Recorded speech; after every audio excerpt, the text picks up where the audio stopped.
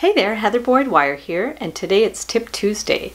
So today I was inspired by Valentine's Day to make some pink sea glass. Now you can't find pink sea glass in stores, it's not a natural color, and so what I've done is I'm taking some plain transparent or white sea glass, and I'm going to paint it with India ink. This is magenta, and also put a coat of glossy Sculpey glaze, or you can use any kind of sealant, lacquer, anything like that on it. And then to wrap, I'm using 18, 20, and 24 gauge wire, have my tools, and a round form. So I bought a magenta color here from the art store. Now this is not water soluble, it's waterproof when it's dry. I actually tried it earlier with a water-based ink, and of course it all came off. So now we're going to try it with the India ink. This comes in many different colors, and what I want to do is, rather than make an opaque layer of color, I want it to be transparent. So wear gloves because it does stain, and just grab your piece. I'll start with the one that I already had tried to color, and I'm just going to paint on top. And I don't want a super thick layer. I'm going to let it dry, and then when it's dry, I'm going to make sure that it is color fast. And if you have an ink that's not super color fast, you can always put a layer of clear varnish on it. So we're going to just color these, let them dry, and then I can buff them up afterwards. You're going to need sea glass that's a little frosty because I'm trying to paint on this one that's more shiny, and the color is not really sticking so well.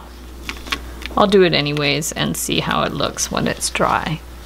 24 hours after I painted the pieces, I soaked them in water for 24 hours just to test, and it seems like the color stayed, so that was just a little test.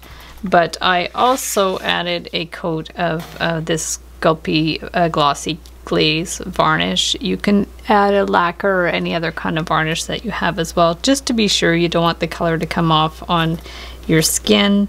And now I'm going to wrap some of these pieces. What I observed is that the sea glass that is more matte, the ink seems to stick a little better. It's not too bad with the shiny glass. It doesn't seem to stick as well, but I think once it's wrapped, it would still be okay. So the first design is inspired by Alexander Calder. I have a previous video making pendants in this style that I'm going to link up below. And basically what we want to do is a heart shape, but we want to make little loops around the outside. So we're just going to go ahead and start with one loop at the bottom, and we're just going to work our way up. So however many loops you think you need, I don't think you need that many. We don't want to make it too big, but we're just going to try to make them somewhat consistently spaced apart, and they don't have to be too big because we're going to use a thinner wire to wind around. So we're going to just go around, try to make them equal distance on either side, just keep holding it up to see how it looks, and work our way around. You could take your piece of sea glass to compare exactly, you know, how big you want them, but I'm thinking maybe 6-ish loops should be good. So we're going to go around.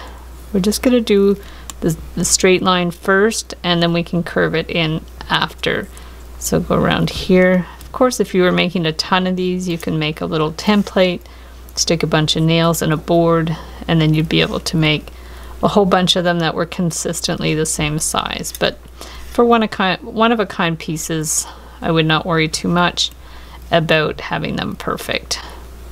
The beauty is in the imperfections. We're just going to go like that. So those match up pretty well, and I think we're going to definitely need at least another couple of loops.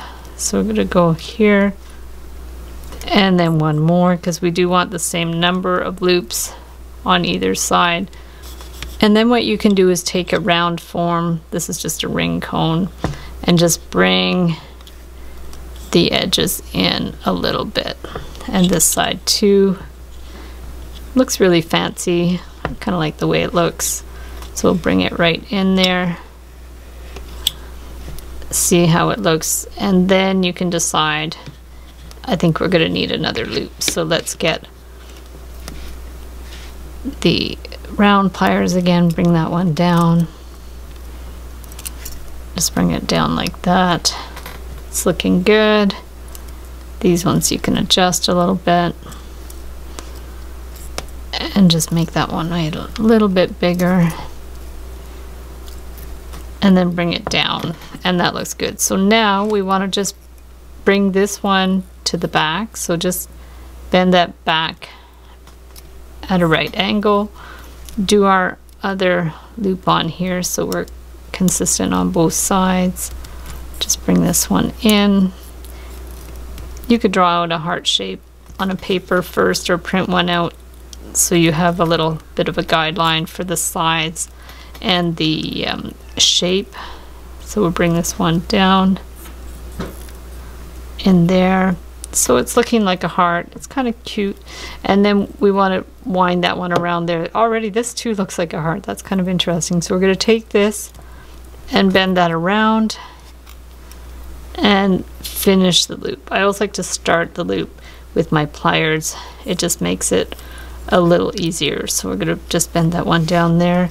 So that looks more or less centered. We could pull it in a little bit more and then clip the end.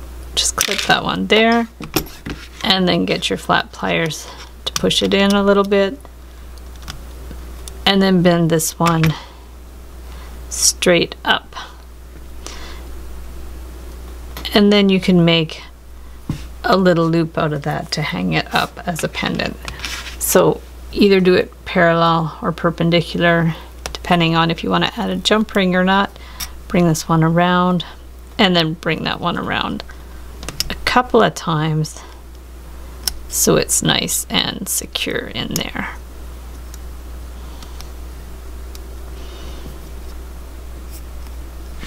Okay, then we're going to clip it again. Pinch it in if you need to with your flat pliers. Bring that one up. So now we have a fancy little heart here, and then we can choose a piece of sea glass that we want to go in the middle. So now you can wind it with either 24 or 22 gauge wire. So what you want to do to start is just, I would start with the middle at the bottom there, stick the wire through, and then bring it up and put it through one of the loops at the top. So bring it up like that. And then you're going to put your piece in here.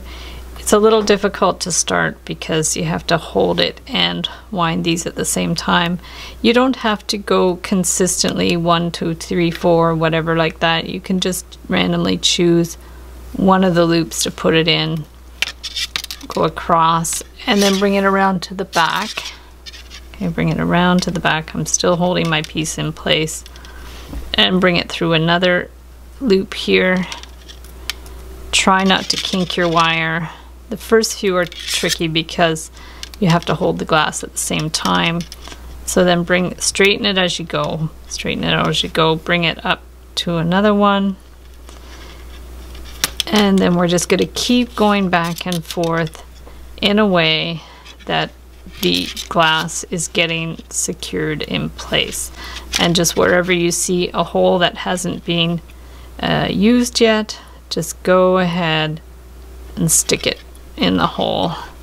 Even if it's, you don't have to do, like I said, a pattern. You can just kind of randomly go back and forth. Like I'm just coming over on the same side here. Going to bring it so that makes a little line across there. There, you want to just get it in there as securely as you can. So go in this one. I think I might have cut my wire a little bit long, but that's okay. Better too long than too short. And then we'll come back over to this side. And you just keep going until all of your loops have been filled in. So now what I have to do is actually finish it up. You could go back into some of the holes if you feel like it. This is just like a matter of taste, what you want to do. So I think what I'm going to do is, because I do want to just finish this up, I'm just going to put this to the back and then just give it a little tug, and I could actually just clip it there if I wanted to. It doesn't necessarily have to finish at the top of the piece, so we're going to just do that one there. And then the same for here, I can just finish it there, but this is way too long, so I'm just going to clip it a little bit first. Bring this one through, we'll just bring it through here, pull the end, put it through a second time if you want, but you don't have to. So there you go, and then at that point, you'll want to adjust this, and you'll put a jump ring on there to attach it to a necklace, unless you want to turn it. If you put it perpendicular, you can put it directly on a necklace. So that's super cute. Maybe my loops could have been more consistently spaced. It doesn't matter. You can go in and like give them little twists so they're flatter. There's lots of little last minute fixing up you can do, and there you have a cute little heart with the sea glass inside. So for this one, I'm going to wrap the glass first and then form the heart.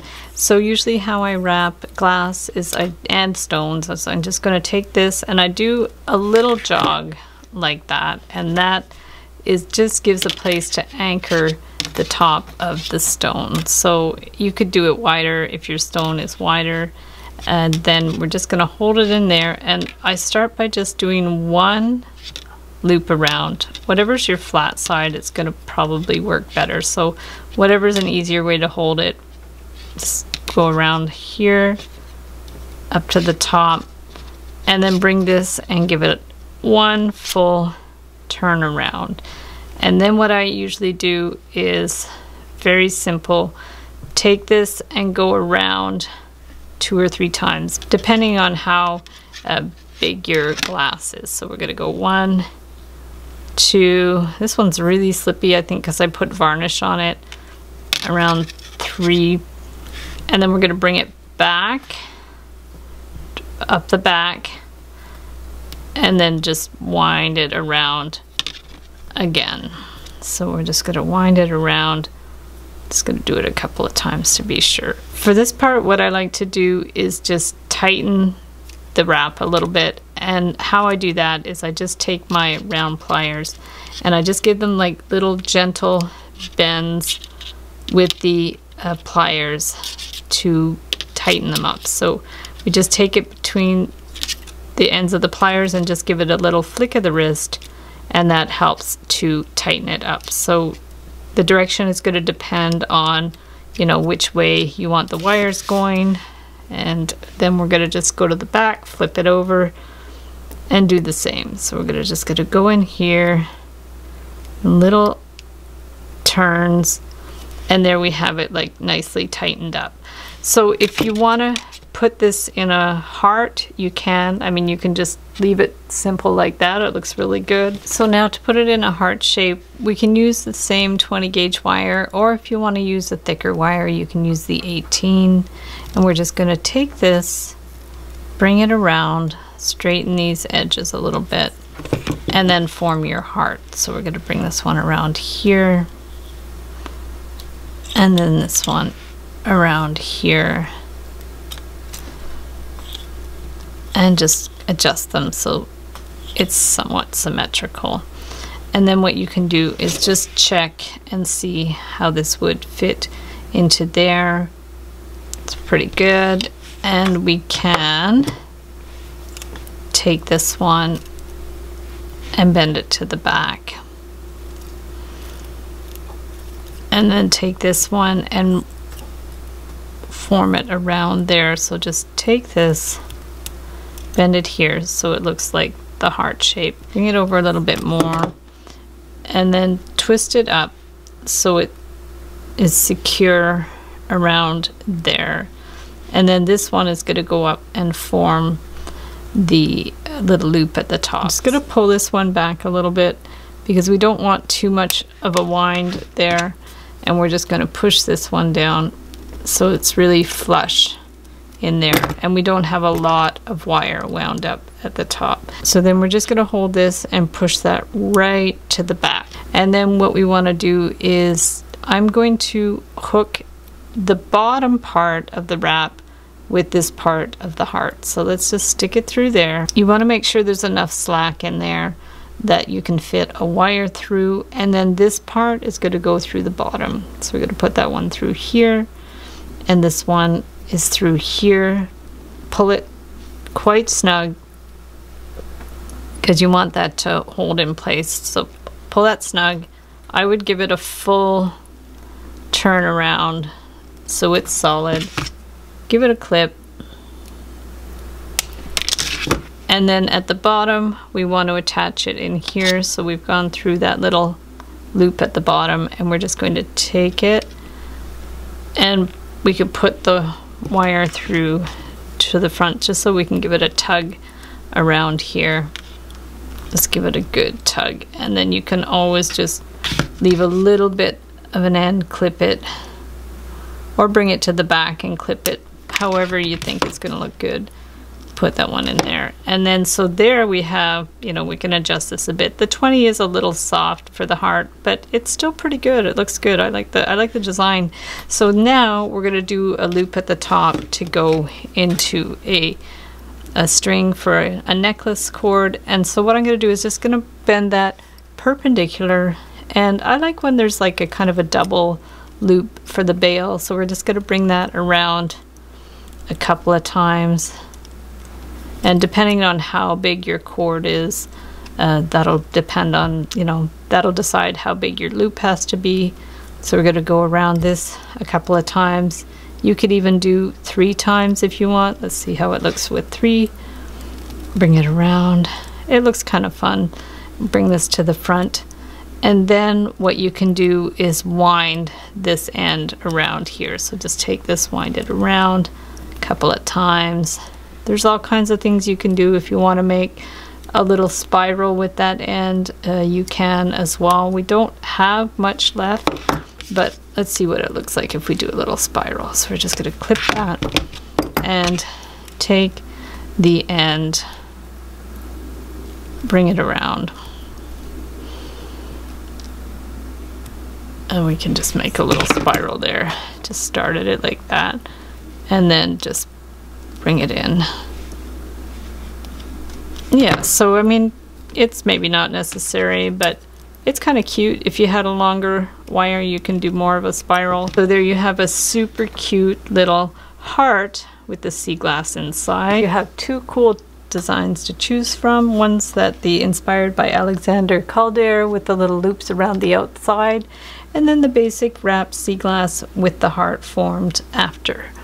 So thanks so much for watching the video. Give it a big thumbs up if you liked it. Be sure to subscribe to my channel for lots more wire art and jewelry making videos. Hit the notification bell to be notified when I go live and when I post new videos. And if you'd like to share pictures of your wire creations and be inspired by others, be sure to join the Wire Makers Club on Facebook. And if you'd like to check out my work on Etsy, my husband and I specialize in custom wire wedding cake toppers and unique jewelry. I also send out a monthly newsletter, so if you'd like to sign up below, I'll send you my Wire Art Essentials ebook, where I give a list of my supplies and materials and a few tips. So thanks so much for watching, and we'll see you the next time.